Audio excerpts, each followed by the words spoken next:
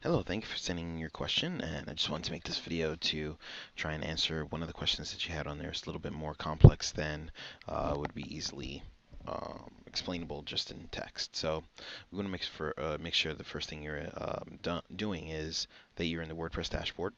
So just make sure you're in there, not on the site, because if you're on the site, of course, it's not going to help, but you're only going to see the administrative part of the site. You're not actually going to see what you would normally see while you're logged out of the WordPress. So a little bit more complicated, but I'll get into that in a moment.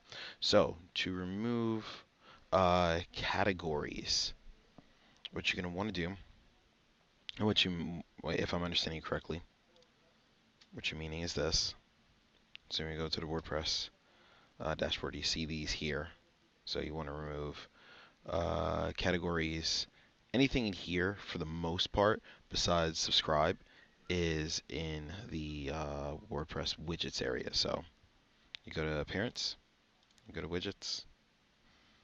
What you notice here is that there's sidebar top, sidebar bottom, footer welcome message, and foot extras. This can change based upon the theme itself. So the options that you have here may be numerous. They may name differently, as well as the default widgets that you can use may be quite more than this. So with that being said, you notice that it says recent posts, archive calendar, categories. So you notice those match up here. If we go ahead and just drag them out. Now, the thing about widgets is you don't need to publish or save unless you're actually editing the widget itself once it's in here. Once you remove it out of here, it will go ahead and update the WordPress. So we actually go over here and we refresh the page. You notice they're gone. So basically, in order to edit them, all you have to do is just come back to here.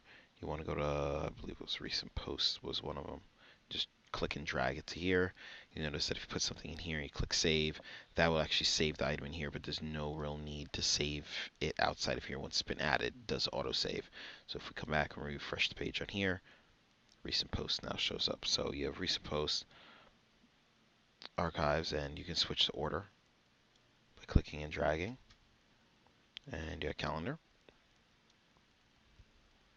And you can close and open them by clicking on the arrow, as well as you had categories in here. All right, and so what I mean by you'll see particular things in here when you're in the WordPress dashboard is that when you're logged in to here, normally you would see edit this article because you're logged in to the WordPress dashboard. When you actually logged out, you won't see edit this article because you would be a standard visitor, a standard person seeing the site, so you wouldn't have any administrative rights to edit the article. So if there's any other questions you have, let me know. But the other questions that you did have for me, I explained in the text. I'll just kind of clarify that for you real quick. Something like this right here, the search. Or the written by admin, that comes with WordPress. There are some themes that allow you the option to remove particular things about it. It's embedded within it and make sure that it is able to locate the code and either hide or remove the code. In this particular case, it's not in here. There is no option to remove the search. You can remove it through code, but you need to have some kind of PHP or CSS knowledge. With that being said, unfortunately, you can't remove this. There is the other code I did for you because it was relatively simple to find. The rest of this can be a little bit tricky, so just refer to the answers that I gave you there. If you have any further questions, feel free to let me know. Thank you very much and have a great day.